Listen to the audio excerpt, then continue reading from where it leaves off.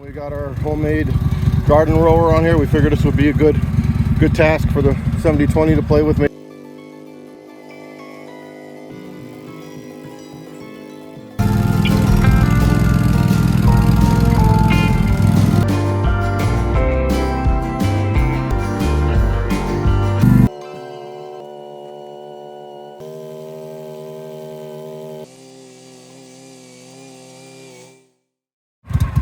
So we decided to play with the 7020 in the garden for the first time.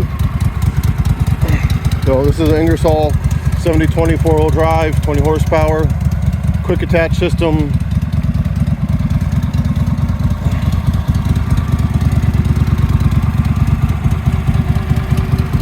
And then we got our homemade garden rower on here. We figured this would be a good task for the 7020 to play with, making rows in the garden. 3-point hitch, PTO valve. This thing's optioned out. We're gonna get some paint and new tires and stuff on here pretty quick, but this is it.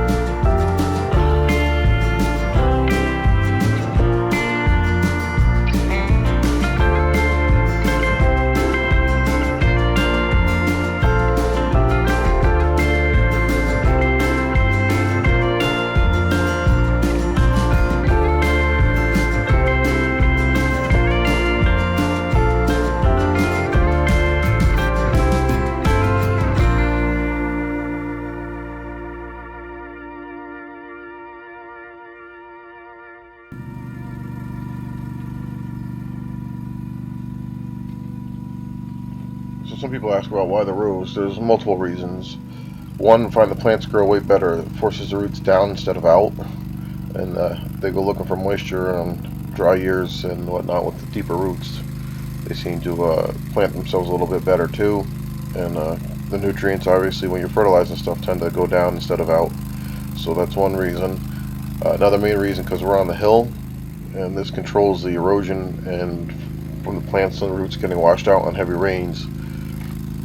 And so the water actually piles and puddles in between the rows and then goes out and around instead of damaging the plants. So that's the other reason. I find it very easy to work with the rows instead of flats.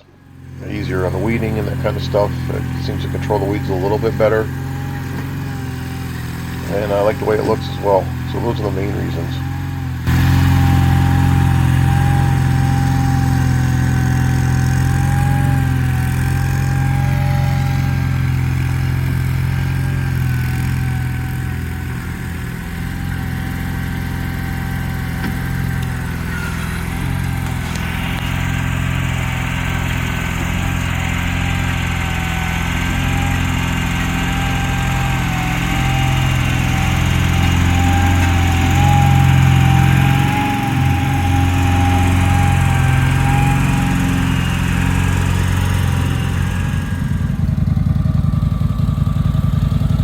Pretty happy with the way the 7020 performed in the garden. The 4-wheel drive really helps with that rower. Machine just about, you know, quarter, third throttle. Didn't really work her much at all. Believe it or not, it's quite a bit of load pulling that attachment in the back. I didn't have time to really sit there and adjust it and screw with it. This we built a couple years ago in the afternoon, just kind of threw it together, but it's 2 sleeve hitch scraper blades that we welded to a bar that we drilled a bunch of holes in. A couple of the holes are already there, but they weren't where they belong, so that's where you kind of see that off-centered one. This is our new heavy-duty sleeve hitch adapter we built and designed in-house here. It's heavier than the standard original OEM one. We added these nice D-rings to it. It's got adjustment holes and then easy access in the back to them. And this is all cut out so you can actually get to them. And that's a heavy-duty piece of box tubing, bent plate steel. The review's available on our website at CaseIngersollTractors.com. So you'll notice these rows weren't perfectly equal. A couple different things. There's some play in these. You know, one compared to the other has got a lot more play, so that's going to allow it to move a lot. So we've got to weld up some things and put some bushings in. But the other thing is, you probably can't notice it real well, but the garden is on a hill north to south and east to west. So you're never going to get perfect rows out of this with it not being on flat ground. And it's quite a hill. I know you really can't see the difference in elevation on the video. It makes it pretty tough, I get it, but there's definitely a big 7020 did well. Just needed to get some content made up, and we're not going crazy with this garden. I'm just going to throw some seeds in it, let it do its thing. We are so busy here, we don't have time to really take care of it, to be honest with you.